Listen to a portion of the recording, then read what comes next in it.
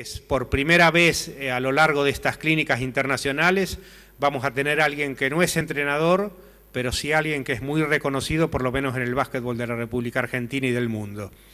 Es por eso que no voy a hacer más preámbulos y le voy a pedir a Luis Escola que pase y que quede al frente de todos ustedes.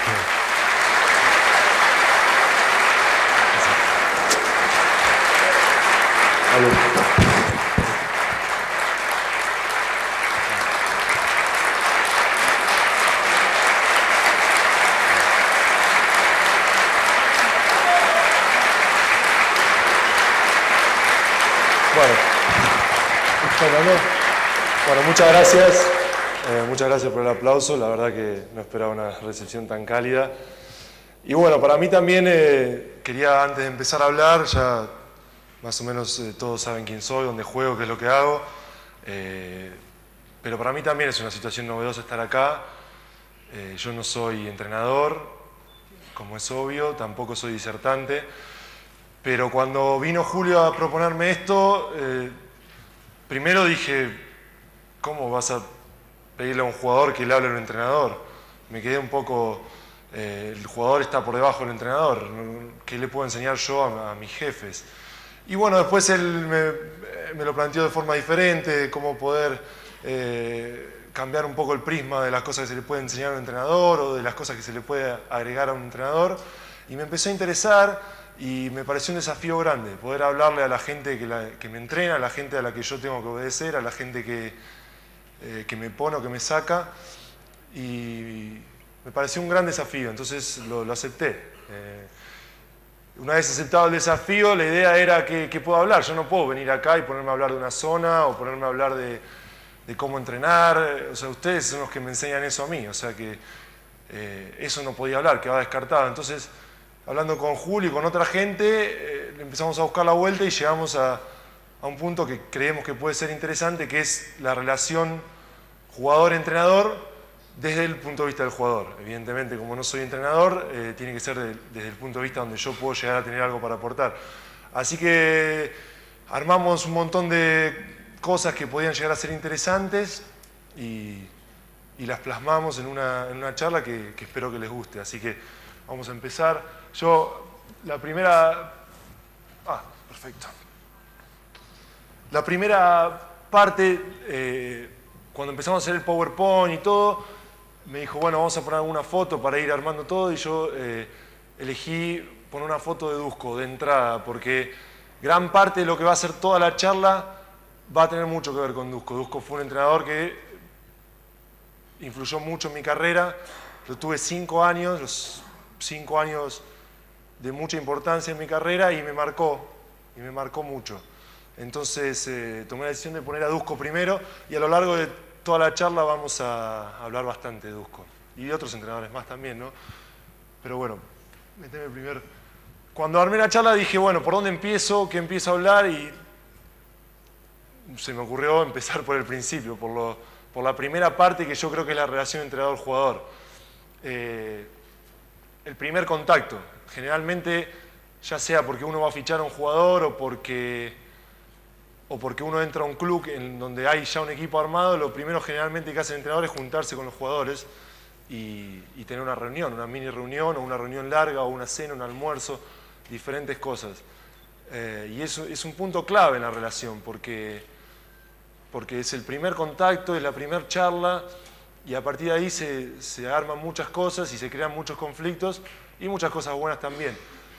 Yo puse 3 cosas que me parecen importantes de ese primer contacto. Lo primero es una cosa que es clave, que es el cuidado con las promesas. A veces los entrenadores, con un afán de fichar o con un afán de motivar o con lo que sea, en un primer contacto prometen o garantizan o le dicen a un jugador que va a tener X cantidad de cosas, minutos, titularidad, rol, y hay muchas otras veces que el entrenador no lo dice de esa manera, pero el jugador lo toma de esa manera. Y de ahí viene el cuidado con las promesas, es decir, lo que uno promete en esa primera charla va a ser esclavo de esa relación y de ese equipo por todo el año. Así que hay que tener mucho cuidado, hay que medir bien las palabras, y muchas veces el jugador escucha lo que quiere escuchar. O sea, que hay que ser, me parece a mí que hay que ser, siendo técnico y hablando en un primer contacto con el jugador, hay que ser muy inteligente a la hora de usar las palabras, porque después crea un conflicto, el jugador se toma un lugar que por ahí no tenía, y es un problema que acarrea todo el año. Para graficar un poco lo que es el jugador y cuánto puede llegar a influir esa charla, yo voy a contar una anécdota. Cuando yo firmo en Houston, a mí nadie me dice nada, ¿no? Nadie viene y me promete ni minutos, ni titularidad, ni nada. En ese sentido fueron bien leales, nadie dijo nada que no tenía que decir, ni nada. Pero yo tenía una expectativa terrible. Yo no sabía qué rol iba a tener el equipo, presumía que podía ser importante, pero no tenía ni idea. Y estaba desesperado por saber si iba a jugar mucho, si iba a ser titular, si iba a tener protagonismo. Y cuando viajé a Houston a firmar, estaba desesperado porque me lo dijeran. No lo iba a preguntar, pero estaba desesperado porque me lo dijeran. Nadie me dice nada, me reúno con el entrenador, me reúno con el general manager, hablamos, hicimos un desayuno, nada. Cuando voy a firmar el contrato, voy a la oficina del general manager y tenían un pizarrón enorme que tenían iniciales. RA, TM, 4 iniciales, 3 iniciales, un agujero en el medio y otra inicial más. No decía nada más, ni equipo, ni nada. Y a los 2 minutos me doy cuenta que eran las iniciales de los jugadores titulares y faltaba la del 4. Estaba la de Ray Feralton, Tracy McGrady, Jane Batier, espacio en blanco y Yao Ming. Y bueno, lo primero que dije, me parece que es mi lugar, porque ya está más o menos todo fichado. Y 10 minutos después viene el asistente y hacen un chiste entre ellos y pone, ahora ya lo puedo llenar esto, y pone LS en el lugar del 4. Eso fue lo que yo tomé como que iba a ser titular, y yo me agarré de eso, a pesar de que nunca nadie me había dicho que iba a ser titular, que nunca nadie me había prometido minutos ni nada, una cosa que yo ni siquiera tenía que haber visto, me agarré de eso por meses. Yo estaba convencido que iba a ser titular. La realidad es que no fui titular, que tardé 43 partidos en ser titular, y que imagínense si nadie me dijo nada, yo ya me agarré de una cosa, qué tan grave sería si hubiera venido mi entrenador y me hubiera dicho, vos sos mi titular, vos sos mi 4. Entonces hay que tener cuidado, no solo con las promesas literales, sino también con lo que el jugador puede escuchar. El jugador quiere escucharlo y lo va a escuchar, se lo digas o no. Así que eso me parece un buen primer punto a la hora de la primera reunión, tener cuidado con las promesas. Un segundo punto, y de ahí viene la foto, es una afirmación que es falsa, porque no es 100% verdad, pero el jugador no cambia. 1000 veces escuchás a un entrenador o a alguien fichar a un jugador esperando que sea un poquito diferente a lo que es. El jugador no cambia, el jugador es lo que es. Esta charla está pensada para entrenadores. Si ustedes fueran jugadores, yo diría lo contrario. Ustedes como jugadores tienen que cambiar, tienen que convertir la situación en la situación ideal para ustedes. Pero ustedes no son jugadores, son entrenadores. Entonces, como son entrenadores, les digo que no esperen que un jugador vaya a cambiar. Si ustedes fichan a un jugador que tiene durante 5 años una forma de jugar o durante 10 años una forma de jugar, va a seguir teniendo esa misma forma de jugar. Puede que cambie, pero eso es un plus, es un agregado que puede estar o puede no estar. Y puse la foto de Víctor Alexander. Víctor Alexander es un jugador que jugó conmigo en el TAO el primer año, un jugadorazo que venía de jugar en Europa, en la NBA, en todos lados. Y tenía una particularidad, es enorme, es más alto que yo, es pesado. Y no jugaba en el poste bajo, pero él siempre hacía un movimiento, se daba vuelta y tiraba. No iba para adentro, no forzaba. Y a Dusko le gustaba que vayan para adentro. Y todo el año entero fue ya hartante al final. Estaban todos desesperados pidiéndole que vaya para adentro. Y él no iba para adentro. Él se cansó de decirle, yo no juego así, yo juego para afuera. Y eso es lo que hay que tener en cuenta a la hora de fichar a un jugador. El jugador no puede cambiar lo que lleva 10 años haciendo porque vos querés que sea un poquito así diferente. Después puede que cambie. Ojalá que tengan la suerte de encontrar jugadores versátiles que puedan cambiar, pero la realidad es que el jugador a la hora de ficharlo es como es y no hay que cambiarlo. Y pasa mucho con los jugadores que tienen algún tipo de problema de conducta o de vagancia o de lo que sea. Hay muchos entrenadores que sienten que con un grupo determinado pueden llegar a encarrilarlos, ¿no? Conmigo va a estar bien, y la mitad de las veces termina en problema. Entonces, me parece que es importante tener en cuenta que el jugador no cambia, aunque eventualmente pueda llegar a cambiar. Y no fichar a cualquier precio viene también un poco por eso, es decir, a veces por el afán de fichar a un jugador, se le prometen cosas o se lo tratan de usar con cosas, y después uno va a ser preso de todo eso que promete, o todo eso que dice, o todo eso que ofrece durante todo un año. Y ahí empiezan todos los conflictos, porque no se puede vivir un año entero una promesa. El básquet cambia mucho, cambia en un partido, cambia en un cuarto. Es imposible saber qué es lo que va a pasar. Entonces hay que tener cuidado a la hora de fichar. Por querer fichar a un jugador hay que tener cuidado con lo que uno dice, porque eso puede ser un problema a lo largo de todo el año. Yo he jugado en un montón de clubes y he escuchado 1000 veces: este me prometió que yo iba a hacer tal cosa, y después empiezan los problemas, porque el que está al lado en la mesa cuando lo escucha dice: ¿qué? ¿Y yo qué? Yo soy el que juega en el otro puesto. Empiezan todos los problemas y ahí ya todo es más difícil. Segundo paso, me parece, una vez que se hizo el primer contacto con el entrenador, ganarse la confianza del jugador es el segundo paso, es lo que viene inmediatamente después. ¿Cómo un entrenador se gana la confianza del jugador? Hay muchas maneras. Y estas 3 que están acá tienen un costo, y muchas veces no vale la pena tener ese costo. Yo puse las 3 que a mí me parecen más importantes, las que yo me siento más cómodo con el entrenador. Yo me siento más cómodo con los entrenadores y confío en los entrenadores cuando los entrenadores son justos, cuando tratan a todos igual y cuando defienden al jugador. Las 2 primeras pueden parecer una similitud. Ser justo y tratar a todos igual puede ser parecido, pero no es lo mismo. Uno puede ser justo no tratando a todos igual, es decir, ser justo significa cuando vos tenés que jugar, cuando estás mejor jugar, cuando no estás mejor no jugar, cuando te mereces una oportunidad dártela, cuando no te la mereces no dártela. Y tratar a todos igual no es exactamente eso. Tratar a todos igual significa que yo los voy a tratar a todos igual, les voy a gritar a todos lo mismo cuando se equivoquen, y los voy a premiar a todos por igual cuando hagan algo bien, pero a la hora de jugar va a jugar el mejor, el que me va a ganar. Y por ahí hay otro que se esfuerza más, pero bueno, es la realidad del equipo. Y defendiendo al jugador, el entrenador, cuando el jugador se siente defendido, se siente arropado por el jugador, eso es una confianza increíble. Ahora, es todo relativo, porque a veces ser justo perjudica el rendimiento del equipo. A veces defender al jugador no es lo apropiado, porque el jugador no se lo merece. Y a veces tratar a todos igual es imposible, porque hay uno que juega mejor que otro y se porta peor, pero sigue jugando mejor. O sea que son 3 cosas que te van a dar la confianza del jugador, pero a un precio. Hay veces que tenés la confianza del jugador, pero te convierte en un peor equipo, el precio es demasiado caro. Pero la confianza del jugador es importante, o sea que ahí cada uno va a tener que hacer un análisis de cuánto la necesitan y qué tan caro es el precio. Acá no lo puse, pero perder la confianza del jugador se pierde totalmente a la inversa de cómo se gana. Siendo opuesto a lo que ponemos ahí, se pierde la confianza del jugador. Ahora, hay equipos que han jugado con jugadores que no tenían ninguna confianza en el entrenador y han jugado bien. No es ciencia cierta. Pero son los 3 puntos que a mí me parece que son importantes a la hora de un segundo paso en la relación jugador-entrenador. Yo acá puse un punto que me parecía piola. Vicios tienen todos los rubros, los entrenadores, los jugadores, los árbitros, todo.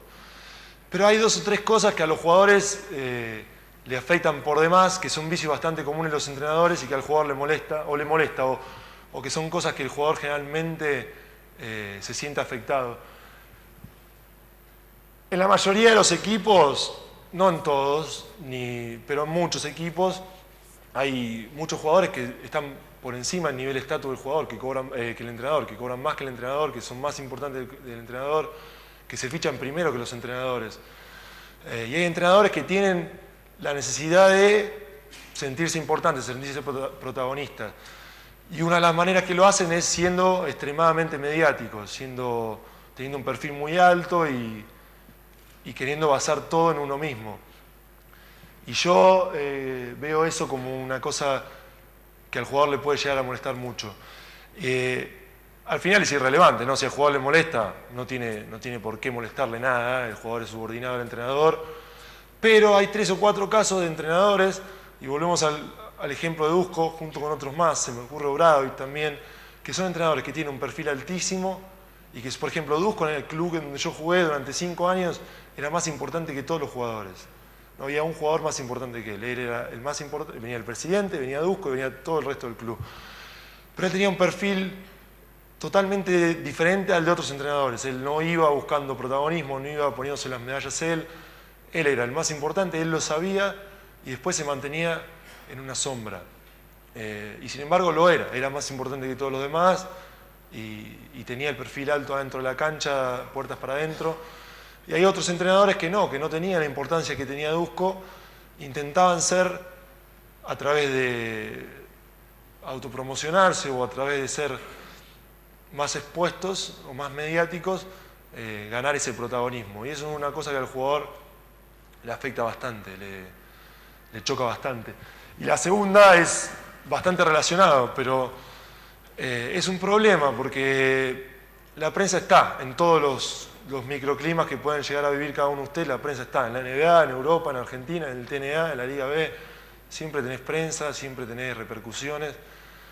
Y es, para el jugador es incómodo bajar a desayunar un día y ver a tu entrenador con 5 diarios diferentes, leyendo cada una de las cosas, porque después uno relaciona un montón de cosas con eso, que puede estar relacionado o no. Uno dice, porque me está criticando la gente, entonces me saca, y ya empieza a perder el respeto, ya empieza a perder la confianza en el entrenador, y eso es un problema. Si al entrenador, me parece a mí que si al entrenador es una persona que le interesa muchísimo todo lo que pase en la prensa y todas las noticias, puede intentar buscar la forma de que el jugador no se entere o no lo vea tan claramente. Puede hacerlo en su habitación o puede hacerlo en su casa. Y el jugador no puede agarrarse de un detalle tan insignificante como lo que diga un diario para hacer una bola de nieve tan grande como se hacen después en los equipos. Pasa mucho el comentario dentro de los vestuarios y dentro de los equipos, es muy normal. Este está desesperado por lo que dice este está desesperado por lo que dice el otro. Yo tuve entrenadores así y era realmente incómodo. Tuve entrenadores que no había charla técnica que no nombrara un comentario de un diario. Y al final, un diario no puede determinar el rumbo de un equipo. Un presidente de un equipo, un manager sí, un entrenador también, pero un diario, un medio o la gente, hay veces que la gente se ensaña con un jugador y hay entrenadores que les afectan mucho esas cosas. Los entrenadores que tienen más personalidad son más respetados por los jugadores y eso es una virtud y eso, a mi modo de ver, es un vicio. Pasamos por la siguiente. Transmitir y tener convicción. Uno puede no tener convicción, pero no puede no transmitir convicción. Es decir, si uno tiene convicción y no la transmite, no sirve para nada. Nadie te la va a creer, nadie va a hacer lo que uno quiere que hagas. Ahora, uno puede tener dudas, un entrenador puede tener dudas, pero si uno transmite convicción, ya está. Uno puede decir la peor mentira del mundo, que si la dice con convicción, va a haber gente que se la va a creer. Y en el ambiente del básquet hay muchas tácticas buenísimas, espectaculares, que han funcionado y que han sido históricas, y que hay muchos entrenadores que las llevaron a sus equipos y no funcionaron para nada. Y hay otras que son malísimas. Yo he tenido entrenadores que hacían unas cosas recontra simples, que vos decías, con esto no podemos ganar a nadie, pero transmitía una convicción y transmitía una confianza en lo que el entrenador, creía tanto el entrenador en lo que hacía, que terminaban funcionando. Y de ahí va el hecho de tener y transmitir convicción. Si uno tiene que elegir entre las dos, siempre tiene que elegir transmitir convicción. No importa qué sea lo que esté haciendo, hay que creer en lo que uno está haciendo. Para tener y transmitir convicción hay que ser coherente, me parece a mí. Es difícil transmitir convicción, es difícil hacer creer al jugador de algo que uno quiere hacer, si a la primera de cambio rompe todo y hace una cosa diferente. No cambiar constantemente también está un poco basado con eso. Es decir, si uno cambia el primer partido que pierde, si uno cambia a la primera cosa que sale mal, el jugador empieza a dudar, el jugador empieza a pensar que el entrenador no sabe lo que está haciendo, que está perdiendo el control del equipo, que está perdiendo el control de la situación, y es un problema. El ser coherente, el mantener una misma línea, el mantener una forma de trabajar durante una X cantidad de tiempo, te da esa transmitir convicción, te permite transmitir una convicción y la estás teniendo, ¿no? Porque estás manteniendo una idea. Ahora, claro, también cuando un entrenador hace las cosas de una manera y tiene convicción y siempre pierde, estaríamos hablando de un defecto. El saber cambiar, el saber modificar, el saber evolucionar es una virtud. Nada de lo que venimos hablando desde que empecé la charla hasta ahora, ni hasta el final, es 100%. Es decir, todo tiene 1000 matices y todo tiene 1000 cosas. Si uno está haciendo las cosas mal, evidentemente tiene que cambiar y tiene que mejorar, pero uno siempre puede tener cambios y puede mejorar las cosas teniendo convicción. Una cosa es cambiar y mejorar y otra cosa es simplemente no saber qué camino tomar e ir probando. Yo puse una foto de Rubén. Rubén es otro entrenador muy importante en mi carrera, en la carrera de todos los que tuvimos la suerte de estar en estos últimos 10 años dando vuelta por el proceso de selección, y creo que para todos los que están acá, o sea, es un entrenador importantísimo para todos. Y lo pongo a Rubén porque Rubén tiene eso y transmite eso. Él tenía sistemas y tenía defensas y tenía cosas que él hacía y estaba convencido, y no importaba si jugábamos contra Nowitzki o contra quién, él las hacía igual y él te hacía creer que no había forma de que Nowitzki te pueda meter 30 puntos ni que el Dream Team te pueda ganar. Y nosotros salíamos a la cancha de esa manera y nos lo ha transmitido él. Yo me acuerdo muchísimo el día que nosotros jugamos, cuando nosotros estamos en Indianápolis, y esto es un poco también va a lo que viene más adelante, el tema de líderes y el tema de motivación, etcétera, etcétera. Cuando nosotros estamos en Indianápolis, nosotros veníamos jugando bárbaro, veníamos haciendo toda la preparación. Yo creo que no ganamos un partido por menos de 25 puntos, no perdíamos, estábamos impresionantes. Jugamos todo el torneo igual, le ganamos a Rusia por un montón, espectacular. Y de repente los caprichos de los torneos estos hacen que Serbia pierda más partidos de lo que debería haber perdido, pierde con Puerto Rico, pierde con España y queda queda tercero Serbia. Y nosotros jugamos contra Estados Unidos. De perder contra Estados Unidos, que hasta ese momento era lo más lógico, nosotros jugábamos con Serbia, que era el segundo equipo más importante del torneo después de Estados Unidos, que bueno, después terminó siendo campeón y que tenía un equipazo con Vladi, con todos. Y nosotros cuando nos enteramos de eso fue como decir, no te puedo creer que con el torneo que estamos haciendo vamos a jugar cuarto de final contra Serbia, contra el mejor equipo del mundo. Es pedalear para terminar donde terminamos siempre. Y era un poco el funeral, era un poco decir, bueno, ya está, perdimos, parecía que íbamos, pero no. Y nosotros vamos a preparar el partido de Estados Unidos. Hasta ese momento los partidos contra Estados Unidos se preparaban sin convicción, se preparaban un poco a ver cómo podíamos hacer, cómo hacemos para parar a este, cómo hacemos para parar al otro. El tipo se paró adelante, hizo exactamente la misma rutina que hacíamos siempre y empezó a hablar, me acuerdo, y creo que fue una frase que dijo, bueno, nosotros teníamos una defensa que era seguidor, Estela la llamaba él, Estela.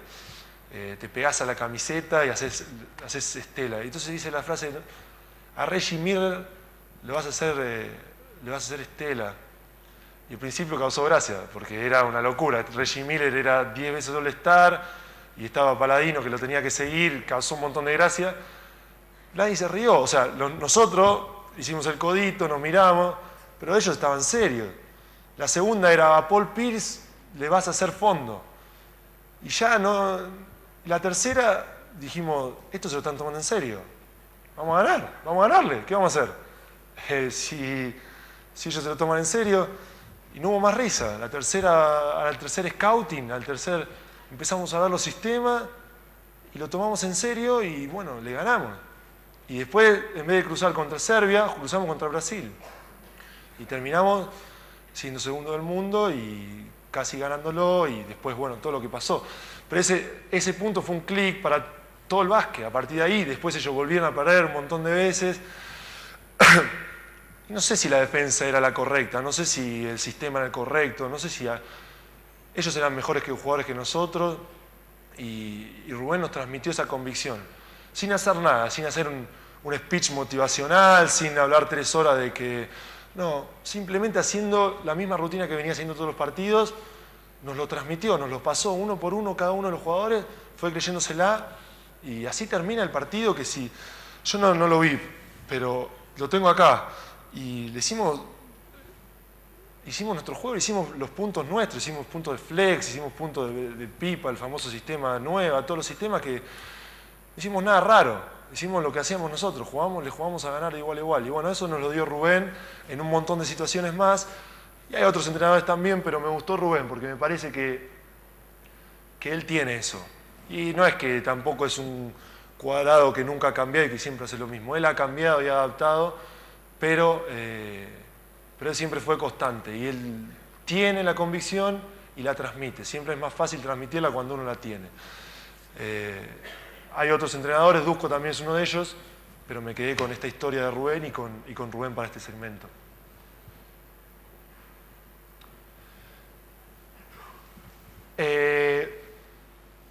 Estilo del entrenador. Acá puse un segmento que me parece importante. Los entrenadores en general son estudiosos y van, por ejemplo, acá hay 300 personas. Los jugadores no somos así. Los jugadores, si hubiera una clínica, yo no traigo 300 jugadores a escucharme. Si hago un campus de perfeccionamiento, no traigo 300 jugadores. Los jugadores son estudiosos, son gente que estudió para llegar a donde está, que quiere aprender, gente que está tomando nota, gente que... y el entrenador va y aprende de otro entrenador y copia y busca. Está bien eso, está bárbaro, es buenísimo, es importantísimo, el jugador tiene que evolucionar, pero a veces por el afán de mejorar, por el afán de ser mejor entrenador, un entrenador intenta ser como otro. Y lo que funciona para uno no funciona para otro. Ustedes imagínense que yo agarre y diga, bueno, voy a jugar como Kobe Bryant, porque es el mejor del mundo. Y voy a agarrar la pelota y me la voy a pasar entre las piernas, y voy a tirar para atrás, y voy a saltar y la voy a querer volcar. Sería el papelón más grande de la historia de la NBA, nunca más jugaría, no puedo hacerlo. Yo me valoro a mí mismo, yo sé que soy un buen jugador, sé el nivel que tengo, sé el estatus que tengo dentro de la NBA, pero yo tengo que jugar a mi manera, yo no puedo elegir a Dwayne Howard, no puedo elegir a... Porque yo tengo una forma de jugar, tengo unas características, y a veces pasa, y el jugador lo percibe enseguida, con entrenadores que ven a otro entrenador y quieren ser como otro entrenador. Y eso es un problema. Mejorar es una cosa, pero yo creo que el entrenador tiene que conocer sus limitaciones. Y acá, por ejemplo, vuelvo al caso de Dusko. Dusko era una persona que tiene una personalidad. Él marcó una personalidad, marcó una forma de ser y es de una manera. Y a muchos entrenadores les encanta, muchos. Hay otros que no, pero a muchos entrenadores les encanta. Y a mí me gusta el estilo que tiene. Yo lo sufrí. No es tan lindo jugar para él, no es tan divertido. Pero te hace mejor jugador, hace ganar a tu equipo y al final eso es lo que querés de un entrenador. Pero ¿qué pasa? Dusko tiene una personalidad única, tiene una forma de hablar, tiene una forma de imponer respeto. Yo nunca tuve otro entrenador así. Entonces, claro, viene otro entrenador y quiere ser como Dusko y sale mal, porque hay que tener lo que tiene él. Sin embargo, hay otros entrenadores que no tienen lo que tiene él, pero tienen otras cosas.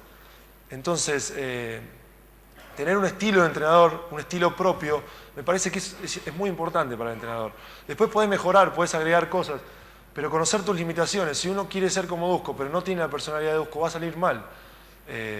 Si uno puede incorporar cosas, pero no imitar y no querer copiar intactamente lo que es otra persona. Y en el último punto yo puse una cosa que para mí es fundamental, que es trabajar independientemente del resultado. Hay cosas que están mal y hay cosas que están bien, y hay veces que vos haces las cosas mal y funciona, transitoriamente, pero funciona. Vos entrenás mal, trabajás mal y terminás ganando un partido, terminás ganando un torneo, te termina yendo bien. Y hay veces que vos haces todo perfecto y no funciona y perdés. Pero uno tiene que saber que lo que está haciendo está bien. Esto va para el jugador también. Saber que lo que uno está haciendo está bien y que tarde o temprano va a terminar ganando. Hay muchas veces que el resultado, en el caso de ustedes, por el peligro que puede tener un puesto, por el nerviosismo por ganar, la ansia de ganar, hace a la gente variar cosas y cambiar constantemente, y eso es un problema. Uno tiene que saber, independientemente del resultado, cómo trabajar. Y en ese sentido, yo acá puse, por las dos primeras cosas lo puse a Julio, porque creo que Julio, yo lo conozco muchísimo a Julio, fue mi entrenador desde hace muchísimos años, y yo viví la evolución que tuvo Julio, y Julio ha mejorado, ha estudiado, ha viajado, ha hablado con entrenadores, y ha agregado un montón de cosas a su capacidad de entrenador. Pero nunca ha copiado a nadie. Julio es Julio, tiene una personalidad que es la de él, tiene un estilo de juego, quiere hacer las cosas de una manera, y ha agregado y ha mejorado un montón. Pero no quiere ser otro, quiere ser él mejor cada día. Y por eso lo puse a Julio. Me parece que es un gran ejemplo de cómo evolucionar y cómo mejorar, y a mí me ha servido de inspiración la forma que él ha mejorado durante todos estos años. Por eso lo puse a Julio a él. Y con trabajar independientemente del resultado vuelvo un poco a Dusko, que es un poco un entrenador clave en mi carrera y que me hace trabajar de una manera. Y él siempre me decía lo mismo. Él me decía, vos tenés que trabajar duro, y las cosas van a salir bien. Y a veces no salían bien, pero él no le importaba. Si vos entrenabas duro toda la semana, si vos corrías, si vos te tirabas al suelo, a él no le importaba, él vivía feliz. Él se iba a su casa, te palmeaba en la espalda. Ahora, si vos entrenabas mal, si vos jugabas así medio, por más que jugaras bien, te mataba, te hacía correr al otro día, te gritaba en el vestuario, te decía de todo. Y los primeros años yo lo sufrí porque yo no tenía esa consistencia de decir voy a trabajar de una manera, era joven, era inmaduro y jugaba un partido bien y te sentías en una nube, creías que ibas a jugar todos los partidos bien, te relajabas. Y él odiaba eso, una cosa que le hacía hervir la sangre. Y me costó, lo sufría, porque yo jugaba bien, el otro día estaba castigado, corría sprint, me gritaba, hablaba mal de mí en la prensa. Yo decía, ¿qué quiere que haga? Si jugué bien.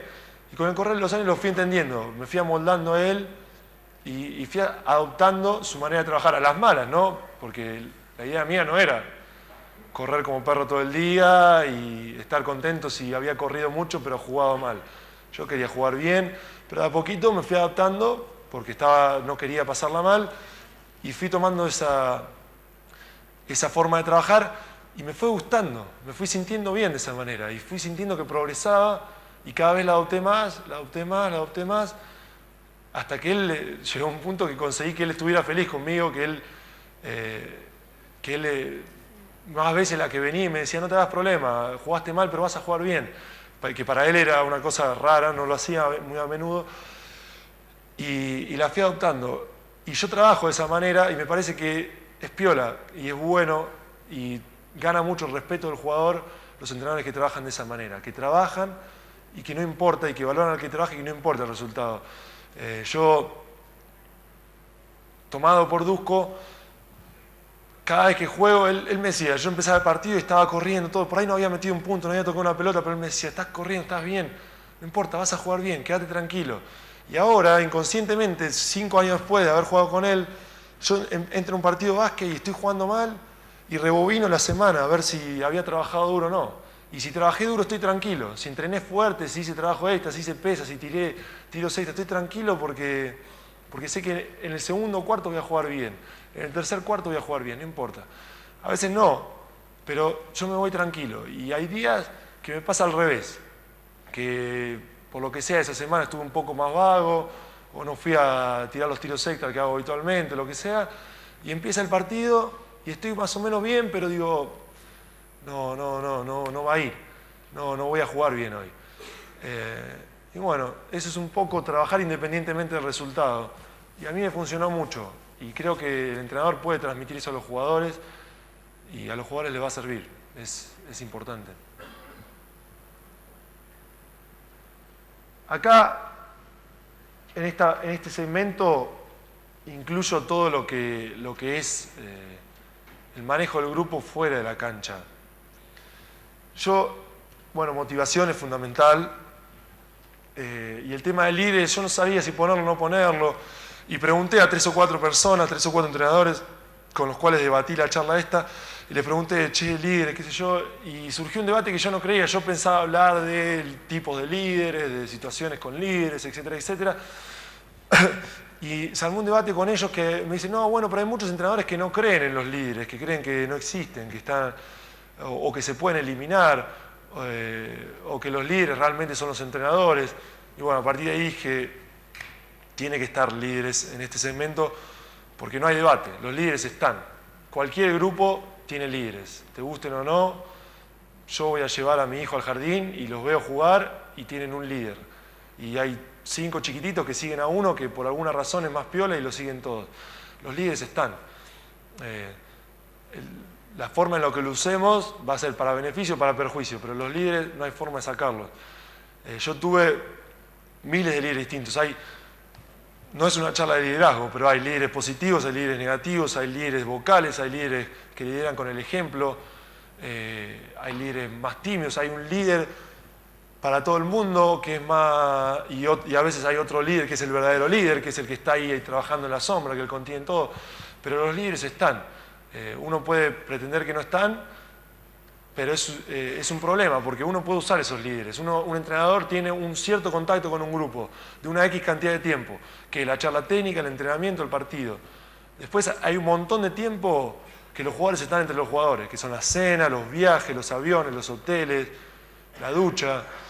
Y eso, en esos lugares son los líderes los que construyen los equipos o los que mantienen juntos ese equipo. Yo puse una cadena acá, hace muchos años un entrenador, Laucha Leprato, que debería estar acá, pero no sé si llegó por todo el problema de los viajes. Sí, ahí está. Me hizo una metáfora que a mí me quedó grabada y me dijo, un equipo es una cadena. Él tenía una cadena a mano, yo no tengo, le puse una foto de una cadena.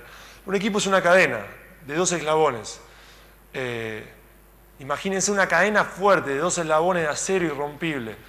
Pero vos en vez de tener 12 de esos fuertes, tenés uno que es de alambre o de cualquier otro material que no es así de fuerte como la cadena. Esa cadena se va a romper exactamente en ese punto. Vos podés tener 12 gladiadores o 11 gladiadores, pero ese punto flaco es donde va a romper la cadena. La habilidad tuya para poner ese punto al final y no al principio es la habilidad tuya que te va a permitir que el equipo vaya para adelante o que se quede cortado en el medio en 2 partes. Uno puede tener un equipo de 11 débiles eslabones y uno fuerte, porque lo pone adelante y lo arrastra. Pero nunca puede tener a un eslabón débil adelante. Y eso es un poco los líderes, los eslabones fuertes. De alguna manera el entrenador tiene que buscar la forma de llevarlos para adelante. Hay jugadores que empujan, que llevan, que arrastran, que hacen las cosas bien y que le dan un montón de cosas al equipo. Y hay jugadores que son líderes por un montón de cosas, por carisma, por talento, por sueldo, por un montón de cosas, pero son negativos y arrastran para el lado que uno no quiera que arrastre. Y ahí el entrenador tiene mucho que hacer al respecto. Este año yo tuve una situación, nuestro equipo en un punto estaba partido, no terminábamos de ganar, estábamos mal, no jugábamos bien, la situación iba mal y yo durante toda mi carrera siempre tuve un rol de líder dentro de los equipos, un rol importante, pero muchas veces era preasignado, al margen de que yo pueda ser positivo o negativo, ya era preasignado, yo entraba a los equipos. Por ejemplo, yo ahora voy a entrar en la selección y yo ya tengo un estatus. Podemos decir que me lo gané o no me lo gané, pero si no me lo hubiera ganado también lo tendría. Ya está preasignado que yo voy a tener esa importancia. En la NBA no la tuve, de entrada entré del punto más bajo del eslabón. Fui ganando un poco de prestigio, pero no llegué al punto de poder arrastrar a un equipo. Yo intenté, cuando el equipo estaba mal, cuando el equipo estaba caído, creía que todavía podíamos llegar a clasificar a los playoffs, y bueno, si vamos a luchar, vamos a trabajar mejor, esto, lo otro. Y no estaba todo el equipo así, el equipo estaba medio frustrado, no por personalidades malas, negativas, adrede, sino que se había caído un poco, había jugadores que habían abandonado porque no veían que la cosa funcionaba. Y el entrenador tomó la decisión de darme ese protagonismo. Él buscó la forma, elogiándome, pidiéndome hablar delante de todos, buscó un montón de maneras para darme ese protagonismo. Silenciosamente le restó protagonismo a otra gente que estaba más débil en ese punto y buscó esa manera. Para mí fue un orgullo terrible y yo pensé que había sido una cosa aleatoria y después él me lo dijo. Yo necesitaba que la gente vaya para el lado que estaba yendo vos en ese momento. Hubo otros momentos que yo también tuve mis momentos de debilidades y no era el líder positivo que necesitábamos. Pero es importante asumir la figura de los líderes dentro del equipo,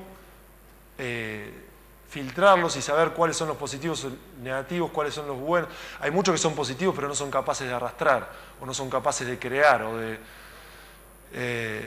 y hay muchos que son negativos pero también terminan empujando y terminan ayudando al equipo. La habilidad del entrenador de localizarlos y de darles la importancia y de darles el rol y darles el papel les va a facilitar un montón de cosas.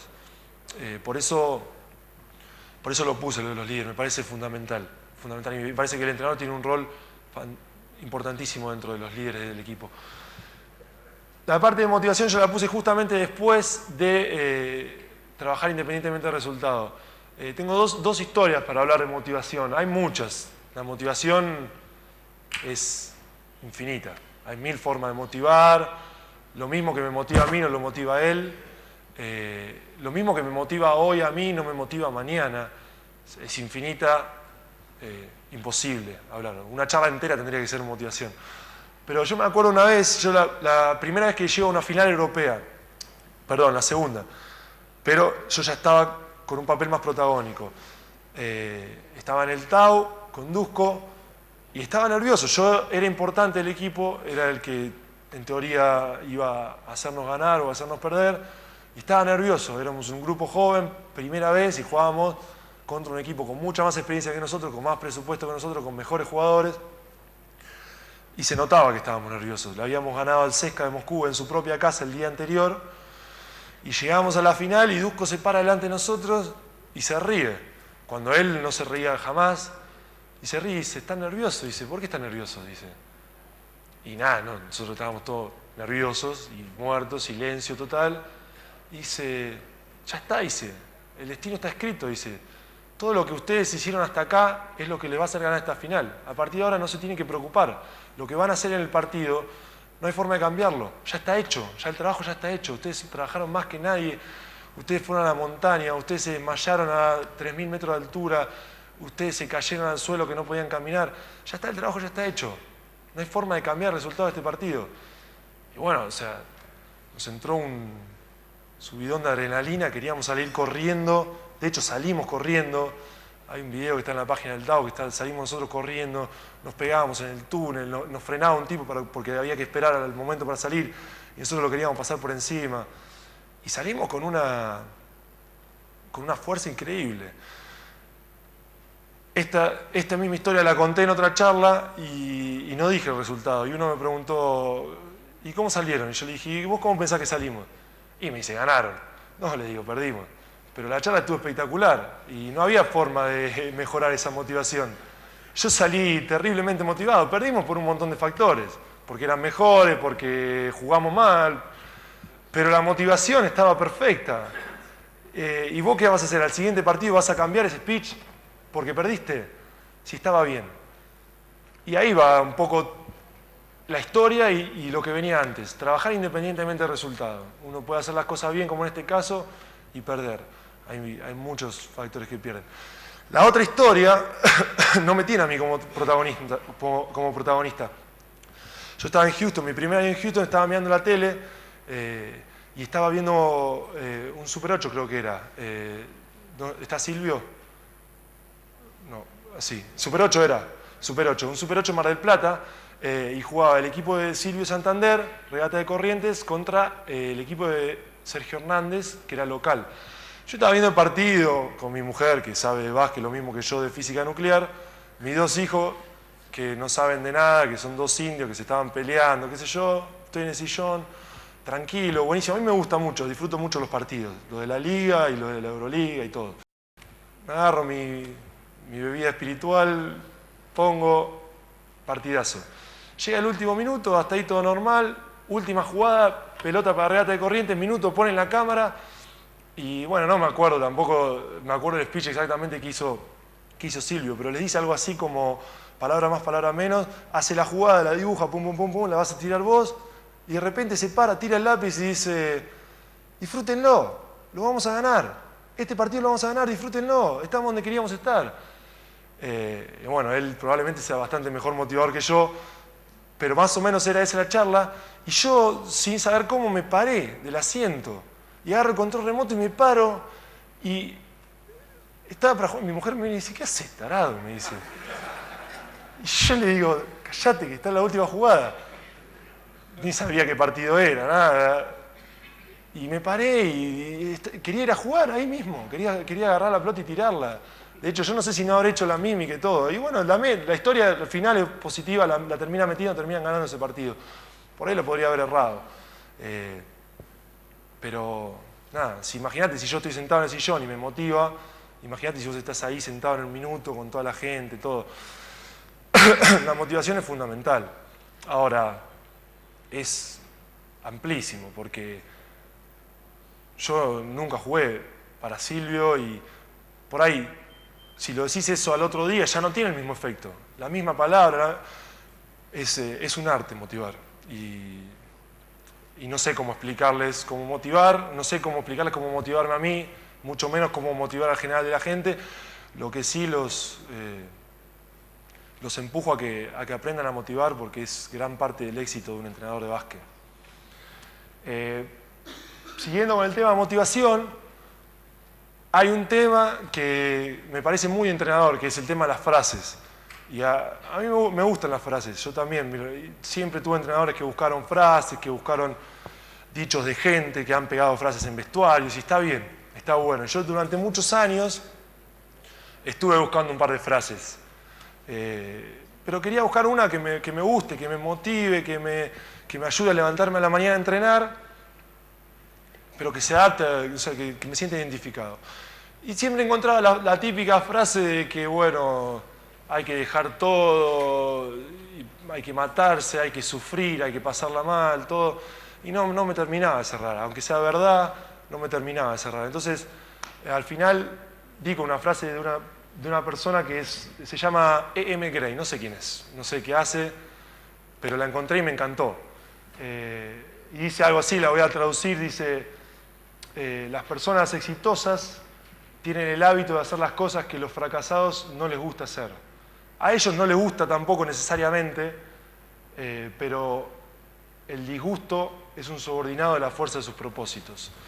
Y yo elegí esta frase que está en mi gimnasio y es la que yo uso de cabecera todas las mañanas cuando voy a entrenar, porque me siento identificado, porque hay un grupo de gente que ve a la gente que trabaja mucho como gente que son socialmente peores, como gente que no tiene vida, que no tiene familia, que no tiene amigos, que deja todo por una pelota de básquet o por lo que sea que hagan, y se apartan de eso. Dice, yo no quiero ser así, yo no quiero ser un tonto que lo único que hace es correr y correr y correr, yo quiero tener familia, tener amigos, y yo tampoco quiero ser así, yo no soy así, yo tengo los mismos hábitos que la mayoría, tengo mi familia, tengo mis hijos, tengo mis amigos, me gusta el asado, me gusta tomar Fernet, me gusta jugar al PlayStation, todas las cosas que le gusta a la gente normal, las tengo, y no me gusta entrenar, no disfruto ir y correr 3 horas, no disfruto entrenar todas las mañanas de mi vida en las vacaciones, no la disfruto, no me parece agradable. Pero la fuerza de mi propósito es una subordinada de ese disgusto.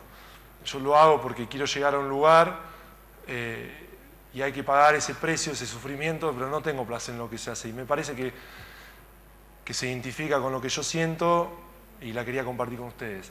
La segunda frase no tiene tanto significado, es un poco más simple, pero es la frase que está escrita en el vestuario de San Antonio Spurs, y dice algo así como: cuando parece que nada ayuda, veo al martillo cortapiedras golpear y golpear a la piedra sin que ni siquiera se escuche un crack, golpeándola, por ejemplo, 100 veces. Cuando de repente, al 101, la piedra se parte a la mitad, y yo sé que no fue ese golpe quien la rompió, sino todo el trabajo anterior.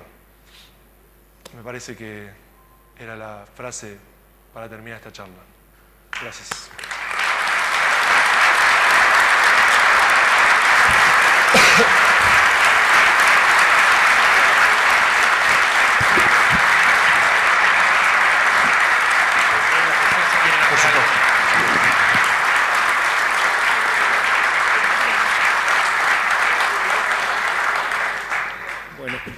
A partir de este momento hacemos una ronda de preguntas. Todo aquel que quiera preguntarle algo a Luis, por favor levanta la mano, le vamos a hacer llegar un micrófono y hace la pregunta que desee. Ahí tenemos ya.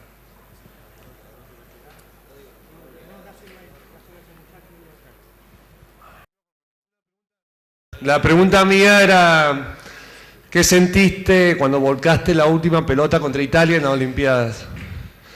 Y imagínate, o sea, salir campeón olímpico significa un millón de cosas. En ese momento no sé qué sentí, supongo que... De hecho, no creo que haya tomado conciencia de lo que realmente era hasta bastante tiempo después. Pero imagino que una sensación de euforia increíble. Y la última, los 30 puntos contra Brasil, la clasificación a...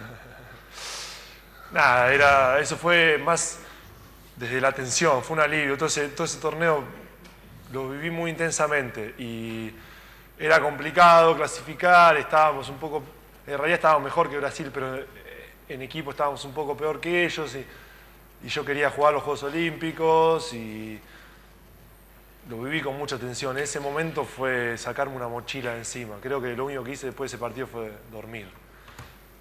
No quería saber más nada. Gracias. Hola. Sí, ¿qué tal? Te quiero preguntar qué es lo que más te gusta como jugador, si los entrenadores que tienen muchas tácticas y muchas... o sea, que el libro de juego es amplio o los entrenadores que son más simples y tienen por ejemplo, poco sistema de juegos de ataque o defensa. Y yo, a mí me gusta más, me la juego, pensaba darte una respuesta más ambigua, pero me la juego. A mí me gustan más los que tienen pocas cosas bien entrenadas. Una base de trabajo y después una pequeña adaptación al jugador en cuestión. Me parece a mí que no se puede cambiar rotundamente una forma de defender, a no ser que la tenga súper entrenada, ¿no? Que también hay casos, pero es mucho más difícil de lograr 5 defensas de pick and roll diferentes, bien hechas, es muy difícil de lograr. Una requiere meses de entrenamiento. 5 es más difícil de lograr, entonces me gusta más los entrenadores que tienen una forma de defender que después le hacen una pequeña adaptación de acuerdo a cada partido. Pero estuve en las dos, estuve en tácticas que tenían muchísimas variantes y estuve en otras que eran más simples. Las dos pueden funcionar, las dos pueden funcionar. Me acuerdo, por ejemplo, haber estado con Sergio Scariolo en una pretemporada, solamente él no me eligió en un partido, pero hicimos una pretemporada juntos, en mi primer año de octavo, y yo no lo podía creer, teníamos una cantidad de defensas increíbles. Claro, después lo ves al equipo, él consigue eso. Él consigue defender el pick and roll con 7 sistemas diferentes y lo hace bien y funcionan todos bien. Y bueno, él tiene ese mérito. Me parece que es difícil llegar a lo que consigue él. Él es un entrenador top y es difícil. Los que no tienen esa capacidad que tiene él, me parece que deberían concentrarse en menos pero mejor hecho. Me parece a mí. Y en ataque es diferente, porque en ataque siempre hay más sistemas. Y el partido tiene una cantidad de posesiones y al final vos te vas terminando siempre vas cerrando el partido con los sistemas en los que vos confiás, en los que te dan cosas. Siempre hay un sistema que se te da mejor. Pero no puedes saberlo si no probás. O sea, los sistemas tienen que estar. Después uno va dejando de lado y va usando más otros. Pero en ataque es más diferente. En ataque se pueden hacer más cosas. Me parece a mí. En todo tu proceso y ahora dando la charla de liderazgo y del estatus que tenés, a diferencia de la escuela con Ivanovic, que seguramente daba una indicación en una charla técnica y no sé si se podría opinar o no, y ahora, si el entrenador de la NBA o de la selección argentina, vos no estás de acuerdo o considerás que hay que hacer algo para el bien del equipo, si tenés permitido o si se puede, Sí. o sea, si vos podés decir algo, decir no estoy de acuerdo. Sí, depende del entrenador. Por ejemplo, Primero, déjame hacerte una aclaración que no es tan respuesta a tu pregunta, pero vale. Si vos agarrás a los entrenadores a lo largo de mi línea cronológica profesional y vos le preguntás, por ejemplo, a Tolcachero, a Rubén, no se lo pregunté, pero estoy seguro que tiene una opinión diferente o bastante diferente a la que tiene Adelman o Dusko o Sergio. Y eso es pura y exclusivamente culpa mía. Es decir, yo he madurado con los años y sería, habría que preguntarle a ellos, pero creo que sería bastante marcada la diferencia. Ellos dirían una cosa de mí, me describirían de una manera y los otros me describirían de otra manera totalmente diferente. Creo que es más positiva la segunda que la primera. Con esto que te quiero decir, que durante los primeros años de mi carrera no podía hablar, pero no me merecía hablar, porque seguramente lo que iba a decir no iba a estar bien. Entonces no tenía... yo creo que el entrenador puede y está bien que se apoyen jugadores. Lo que pasa es que tiene que tener cuidado a la hora de con qué jugadores apoyarse y cuánto apoyarse, porque después trae problemas eso. Ya cuando fui creciendo un poco y me hice un poquito más viejo, los entrenadores empezaron a confiar un poco más en mí. Inclusive Dusko los primeros años no, pero al final yo sí hablaba con él y sí podía opinar cosas y hablar, menos que con otros. Por ejemplo, Sergio habla mucho más conmigo que Dusko o que otros, o que Rubén mismo, también apoyado por esto que te digo de mi evolución como jugador. Adelman habla un poco menos conmigo porque él habla poco con los jugadores, pero él usa los asistentes mucho y los asistentes de él sí que hablan mucho conmigo y sí que debatimos cosas. A medida que fui creciendo el estatus dentro del equipo me he animado a decir más cosas y a opinar más. Me siento capacitado como para darle una mano al entrenador. El entrenador hay veces que ve cosas desde un punto y el jugador ve de otro punto desde adentro y está bueno. Es un poco este feedback que tenemos acá. Ustedes son entrenadores, pero yo les puedo dar un montón de cosas que son de jugadores, que es más difícil verlas siendo entrenador y eso pasa en un equipo también y sí que tengo un poco más de posibilidad de hablar y sí que se me escucha. Al final, el entrenador es el entrenador y es el que va a tomar la decisión, pero se me da oportunidad para hablar y me parece bien, no conmigo, sino con la gente que confías que se le dé oportunidad. ¿Hubo algún entrenador en la NBA con el cual te sentiste incómodo y por qué? Yo tuve un solo entrenador en la NBA, que es Rick Adelman, y me sentí cómodo. O sea que, no, pero... como yo decía en una parte de la charla, yo decía, bueno, el jugador no cambia, le decía a ustedes entrenadores, el jugador no cambia, ustedes agarran al jugador y asuman que va a ser lo que es o lo que fue hasta ahí. Yo opino que el jugador tiene que cambiar, no existe la situación ideal para el jugador, existe el jugador que se adapta y hace ideal todas las situaciones. Es la responsabilidad del jugador como jugador, para mí yo siento que es la responsabilidad del jugador adaptarse y tener éxito en cualquiera sea la situación. O sea que si hubiera estado incómodo, debería adaptarme y sentirme, cambiar y sentirme cómodo. Es mi obligación adaptarme a esa situación y empezar a sentirme cómodo. Pero no, la respuesta simple es no me sentí incómodo, tuve solo un entrenador. Sí, Luis, una pregunta, haciendo hincapié en la motivación, ¿no? ¿Cómo hace un entrenador de NBA para mantener al jugador o a los jugadores tanto tiempo motivados, teniendo todo, buenos contratos, es decir, todo lo que se refleja en la NBA, ¿no? ¿Cómo lo hace con tanto tiempo de convivencia con los jugadores? Mirá, el jugador tiene motivación, siempre tiene motivos para estar motivado y siempre tiene motivos para estar desmotivado.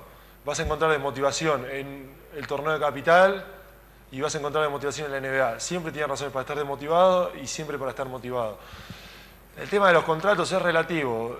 Yo me encontré miles de veces en mi casa hablando y sale la lotería y dice, ganó la lotería, ganó 1 millón y dice, típico comentario, imagínate si gano $1 millón lo que hago. Pero siempre hay un motivo para... Los jugadores quieren ganar, quieren mejorar, quieren ser campeones, quieren tener un mejor contrato. Da igual que hayan tenido buenos contratos o da igual que hayan ganado. siempre hay motivos para estar motivado. Y hay que buscarlos. Y un entrenador tiene que buscarlos, pero es el jugador también el que tiene que hurgar y encontrar. Hay un problema grande que tiene la NBA, que no, para mí no es tanto los contratos y tanto la fama y eso, que también lo son, pero menos, para mí, que es los 82 partidos. Los 82 partidos son muchos. Entonces, claro, vos jugás 10 partidos en 12 noches o en 14 noches y en 8 ciudades diferentes. Y bueno, llega un momento a la sexta noche y jugué mal, qué sé yo, ya está. No podés. Jugaré bien mañana. Tengo 4 partidos más este viaje. Entonces, al haber tantos partidos, pierde importancia cada partido y es más difícil motivarse. Y después también tiene otra cosa que, claro, al haber 82 partidos, la diferencia entre el 9 y el 10 es de 8 partidos. Entonces, no estás ahí, no es como en Europa que en un partido hay 6 equipos y que si vos perdés te vas para abajo y estás muerto toda la semana porque te quieren echar, porque te critican en todos lados, hay más tensión, entonces es más fácil motivar, ya está ahí. Pero en la NBA es más difícil, yo creo que ese es más problema que todos los demás. Hay que hurgar adentro y buscar la forma de trabajar y motivarte y tratar de producir todos los días. Luis, muy buenas tardes, mi nombre es César y vengo de Colombia con un grupo de entrenadores. Wow. Para nosotros es un sueño, un mejor básquet en nuestro país y algún día nos gustaría llegar a tener lo que los entrenadores de la Argentina han construido. Nosotros creemos firmemente que el paso que tenemos que empezar a dar está en las bases, en los entrenadores de categorías formativas. Mi pregunta es, a tu criterio, ¿qué es lo más importante, cuál es la virtud o virtudes más importantes que debe tener un entrenador en formativas? ¿Y qué te han dejado esos entrenadores a ti ya como jugador profesional? Mira, primero me gusta, o sea, una cosa que dijiste que es, bueno, ponés como objetivo o como meta Argentina y para Colombia me parece que es un objetivo tangible, o sea, está ahí. Hay muchos países que cometen el error, sobre todo acá en Latinoamérica, de mirar para la NBA tanto y yo creo que nosotros tenemos que apoyarnos en las cosas que son posibles. Nosotros tenemos que mirar el básquet europeo, tenemos que mirar el básquet de Brasil, el básquet que está más cerca, más posible para nosotros. O sea que ojalá que todo el básquet de Latinoamérica tome los ejemplos positivos, en este caso es el nuestro, pero hay otros también, y los desarrolle. ¿Y qué es lo que yo creo que debería, o cómo deberían encarar los entrenadores de formativa de un país? Depende qué tipo o a qué se considera formativa. Si son jugadores de alto rendimiento que uno quiere explotar, es una cosa. Si son simplemente deporte, o sea, cualquiera que venga a jugar a nivel institucional, a nivel social, es otro approach totalmente diferente. Si vos buscas los mejores jugadores, si buscas que la selección de Colombia mejore, que la liga mejore, y bueno, es un poco más cruel. Uno tiene que hacer un filtro, tiene que hacer un reclutamiento y trabajar y trabajar y trabajar y ir quedándose con los que funcionan y descartando los que no, es un poco más cruel. Si uno lo encara a nivel formativo, es diferente. O sea, tiene que fomentar, tiene que tratar de conseguir la mayor cantidad de chicos, independientemente de que sean altos, de que sean buenos, de que sean malos. Buscar escuelas, buscar plazas, buscar que el básquet sea jugado por mucha gente. A la larga una va a ayudar a la otra, porque si es jugado por un montón de gente, tarde o temprano uno de toda esa gente tiene más posibilidades de ser buen jugador que si juega muchísimo menos. Pero son dos formas de encararlo diferentes. Si vos lo querés encarar al modo ultra profesional o si vos lo querés encarar a modo social. Y creo que el primer paso es ubicarse, cuál de los dos querés hacer, porque muchas veces no son compatibles. Si vos querés hacerlo a nivel social, pero sin embargo buscás éxitos deportivos reales, es más difícil. Y en cambio, si vos lo querés hacer al revés, alguien te puede venir a decir, sí, tenés a 2 jugadores que juegan bárbaro, pero ¿qué hiciste? Le arruinaste a 100 chicos que vinieron, dejaron de estudiar, que están reclutados hace 6 años, que no sirven. O sea, hay que buscar realmente cuál es tu target y después de ahí decidirlo. Desde Chile, primero felicitarte por tu carrera y por tus logros. Y segundo, preguntarte, ahora que se bajó Manu de la selección para para este mundial. Sí. ¿Tú te sientes capacitado para asumir el liderazgo que dejó él? Sí, yo me siento capacitado. Hay gente que siempre, o sea, no es de una persona la cosa, es de más gente. Vos podés ser, inclusive si vos podés ser el mejor líder del mundo, si tenés personalidades que no les gusta trabajar de esa manera, es difícil arrear a un grupo y es difícil arrastrarlo. Nosotros tenemos la suerte de que tenemos muchas personalidades que tienen mentalidad positiva, y entonces es más fácil.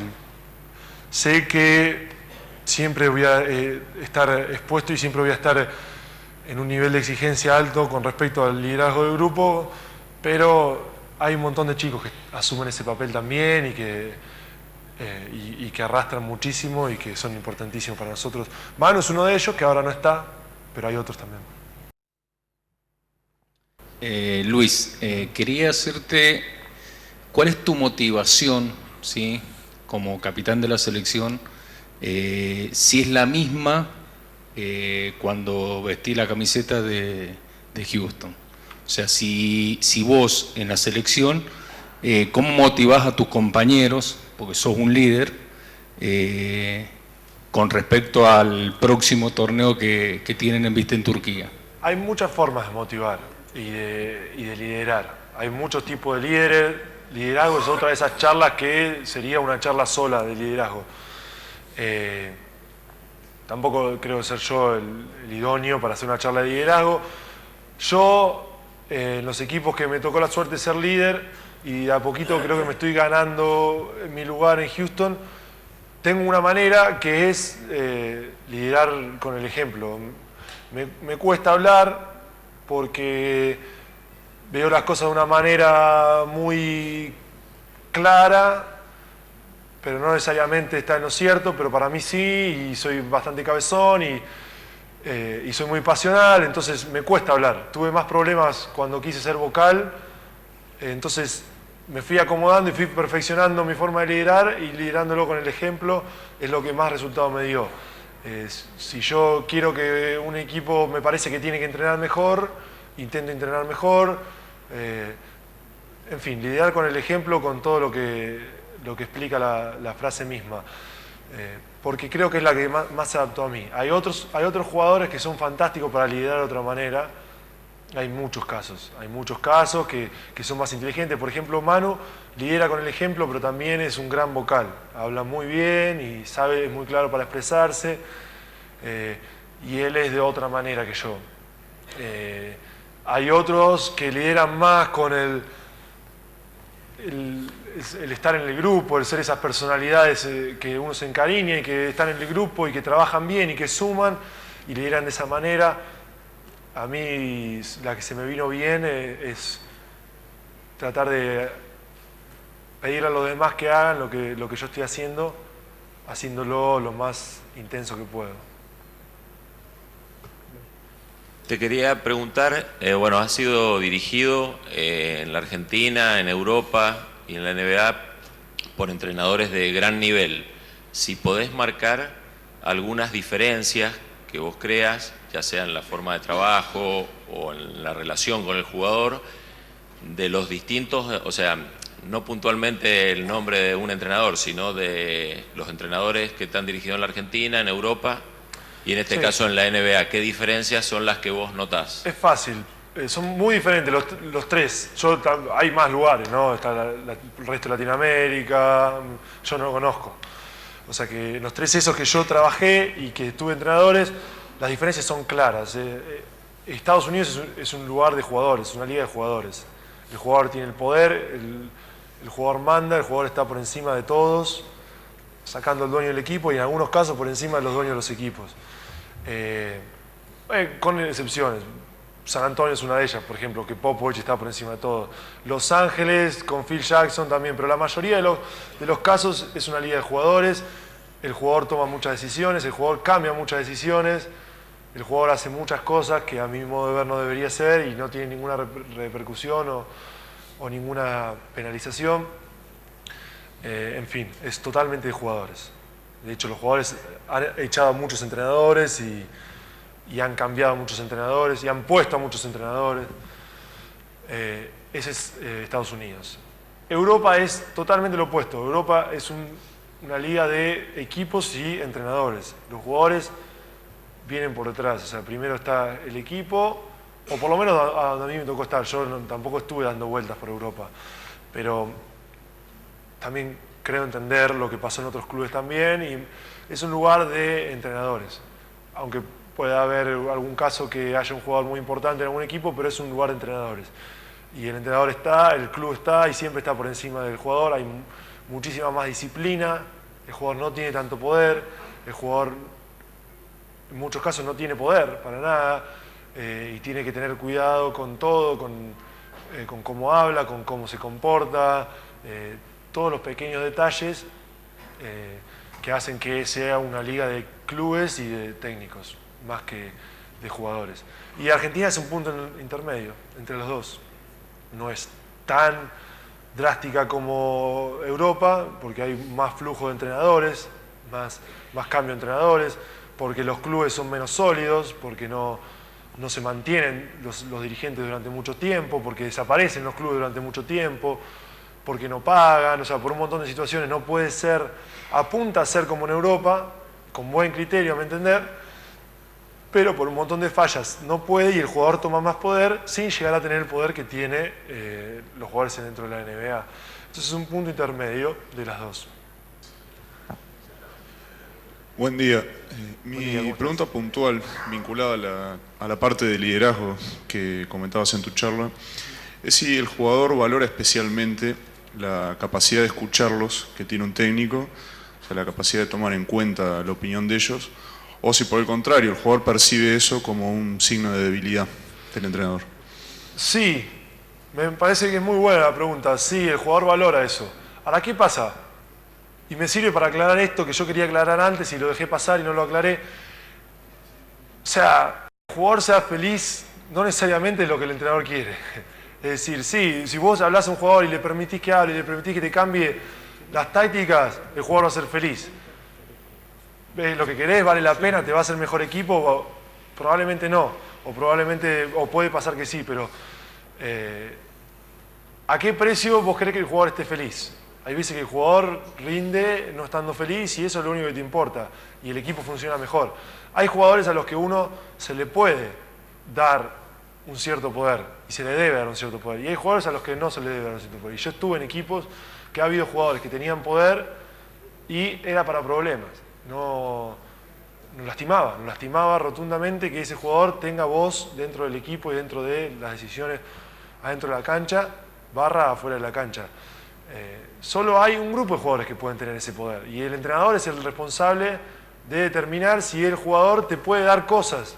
Si vos le das mando, si te puede dar cosas. Y si vos le das mando, saber darle mando a los que vos querés y quitárselo a los que vos no querés, que ese es otro problema. Cuando habla uno, muchos sienten la misma capacidad para hablar. Hay entrenadores que lo hacen muy bien y hay otros que se han perdido el liderazgo de un grupo precisamente por eso, por darle voz a uno que pensaban que era importante y lo era, pero empezaron a hablar todos.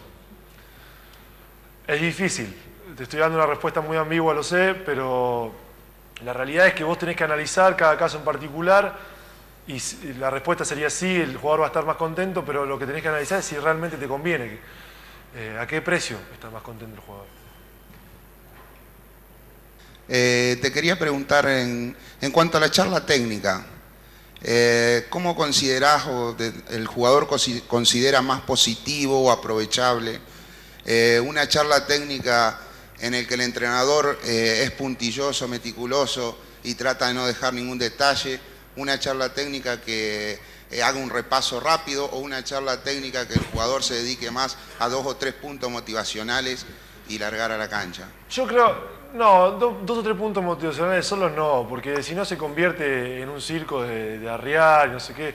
No, yo creo en la motivación, pero creo en el trabajo. Es decir, la motivación es algo que te puede dar ese toquecito plus para que vos tengas un poquitito más de energía y que vos empieces 6-0 ganando o lo que sea, que es muy importante, pero al final uno tiene que que apoyarse en el trabajo, en lo que uno hace toda la semana. Hay otro punto que es clave, que es todo el tema de... Es decir, vos trabajás toda semana de una manera, no podés querer la charla técnica del partido hacer lo que no hiciste durante toda la semana. El trabajo ya está hecho. En el caso de las ligas nuestras, en el caso de la NBA es diferente, porque vos jugaste ayer, entonces no tenés tiempo para hacer una cosa rara, ni de trabajar, ni nada. Pero en el caso de las ligas que tenés 2 o 3 días, yo creo que tenés que trabajar y llegar al partido con todo preparado, y el partido es un repaso de lo que vos ya aprendiste. Si vos querés armar la táctica ese día, está mal. Ahora, decir 2 cosas, decir vamos que esto le ganamos, no podemos perder, tampoco me parece. Buscar un repaso de lo que ya tenés preparado y lo que ya tenés trabajado, decir 2 o 3 comentarios y bueno, después cada uno el estilo del entrenador, una frase para motivar, perfecto. Pero ninguna de las 2 cosas por solo. O sea, armar una cosa cortita, y el jugador también no le gusta estar 30 minutos sentado esperando para salir a la cancha. Una cosa concisa me parece que es lo mejor, o es lo mejor que me siento yo. Y creo que tengo una unanimidad con todos los compañeros que hablo, más o menos sentimos lo mismo. A nadie de los jugadores nos gusta estar mucho tiempo en una charla técnica. Más que nada, si en un futuro lo que está pasando con Manu, con Paul Gasol en España, te puede llegar a tocar a vos también en un momento, si la NBA está, no sé si cerrando las puertas con los jugadores franquicia para los torneos FIBA, o qué futuro le ves vos estando ahí cerca, porque creo que son 2 casos, no sé si habrá otros puntuales también, pero esa es la pregunta básicamente. No, mira, la NBA por ley no puede prohibir a los jugadores no jugar en la selección. Ese es el punto número 1, es real, es verdadero, no hay forma. Y hace un rato yo te explicaba, la NBA es una liga de jugadores, totalmente de jugadores. Los jugadores hacen cosas muchísimo peores que ir a la selección, sin que a los técnicos y a los clubes les guste. Cualquier jugador que quiera ir a jugar a la selección puede ir a jugar a la selección. Y lo hace, y no hay problema. Ahora, ¿qué pasa? Una vez dicho eso, te digo, porque parece como que estoy diciendo, Manu no quiso, no sé qué, que de hecho es lo que él dice, yo no quise, el club me dijo que no quería que vaya, pero yo no quise ir, él lo dice constantemente, la gente está desesperada por echarle la culpa a alguien. Y sigue diciendo, no, San Antonio le prohibió, él lo dice constantemente, yo no fui porque yo decidí no ir. Pero una vez que te digo, cualquier jugador que juega en la NBA puede ir a la selección, a cualquier selección cuando ellos quieran, punto, aparte, no hay verdad absoluta.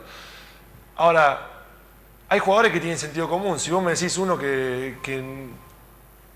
va y que dice, hago yo lo que quiero y voy, bueno, fantástico. Pero en el caso de Manu, Pau Gasol, o sea, gente coherente, los tipos se te plantan adelante y te plantean y te hacen un planteo y te dicen, vos tuviste esto, tuviste lo otro, tuviste aquello, ¿te parece que es lo mejor jugar en la selección? Y si tienen un argumento, somos gente coherente. Entonces, claro, le plantean todo un argumento a Manu válido. Y probablemente dice, bueno, la verdad que tenés razón, voy a elegir jugar de esta manera, de este torneo, de este otro. No sé si esto fue lo que pasó. Lo que te quiero decir es que si algún día viene a mí Houston y yo me rompí 3 veces la rodilla y cada vez que fui a la selección me la empeoré y en una me dice, escúchame Luis, te lastimaste, ¿por qué no parás este torneo? Danos una mano, andá al otro. Y tienen argumento, yo los voy a escuchar. Los voy a escuchar y si tienen razón, les voy a dar la razón. ¿Eso significa que me lo prohibieron? No. Tampoco significa que sea lo que pasó con Manu, porque yo no sé lo que pasó. Estoy hablando de un caso hipotético. Pero nadie le está prohibiendo a nadie. Y cualquiera que quiera ir, puede ir. De cada caso es particular. Y hay algunos jugadores, que no es el caso de Manu, pero hay algunos jugadores que realmente no quieren ir a la selección, que tienen otros objetivos y no quieren ir. Eso es real también. Eso es real también. De que un jugador venga a disertar a la clínica, primero dije, segundo dije, bueno, voy a escucharlo. Y tercero, quiero agradecerte realmente porque creo que muchos de nosotros escuchamos un punto de vista diferente y aprendimos muchas cosas más de otro lado y mejor que en determinado momento algunos entrenadores que vinieron a la clínica nuestra, ¿no? Gracias. Bueno, te agradezco mucho tu comentario porque vale mucho para mí y sentiste tranquilo porque cuando me lo dijeron a mí yo también dije, pero ¿qué voy a hacer? ¿Qué voy a hablar? Y me gustó, bueno, Julio me lo presentó de otra manera me gustó, como te conté al principio, y me pareció un desafío difícil, pero un desafío al fin, y bueno, para eso estamos, para lo difícil, lo fácil es fácil. Hay una cosa que me deja tranquilo, que hablabas vos del trabajo. Para mí también es importante en cualquier orden de la vida, trabajar, siempre te va a llevar a algo bueno. En base a eso, nosotros, acá debe haber muchos entrenadores, como en el caso particular mío, que nos cuesta venir a esta clínica o cualquier clínica que haya, pero vale la pena felicitar a la CODITEP porque vale la pena venir, pagar el costo, el viaje, dejamos un montón de cosas, pero creo que en esta primera charla ya vale todo. Lo que venga después me parece que es un regalo aparte. Simplemente agradecerte, felicitarte. Soy uno de los que por ahí, junto con un montón de gente, acá también, cuando hay un partido de ustedes, del equipo donde están o de la selección, nos hacen quedar muy bien y son los que nos prendemos. Seguí como siempre, que son un ejemplo para un montón de cosas y vos nos motivás a nosotros a seguir haciendo estas cosas. Muchísimas gracias. Muchísimas gracias. Ahora en este momento solo me queda, le voy a hacer entrega a Luis de un recuerdo de nuestra asociación. En primer lugar, el diploma que lo acredita como que ha estado disertando en esta clínica, cosa que tienen o que muchos de los entrenadores que están aquí quisieran tener alguna vez y ojalá lo podamos lograr. Le vamos a entregar una chomba de nuestra asociación y el presente también que identifica y que tienen los entrenadores solamente que han participado en estas 13 clínicas internacionales que se han realizado hasta el momento. Luis. Muchísimas gracias. Muchas gracias por todo. Este es el diploma y este es el proceso.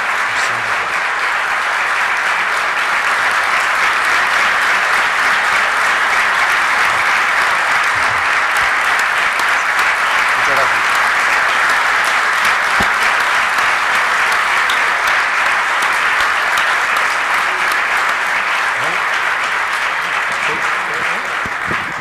Muchas gracias. Por último, simplemente agradecerle a Fabián García, que es el director de la revista Basket Plus, que ha sido el operador del PowerPoint y el que lo ha ayudado a Luis a realizarlo. Gracias, Fabián.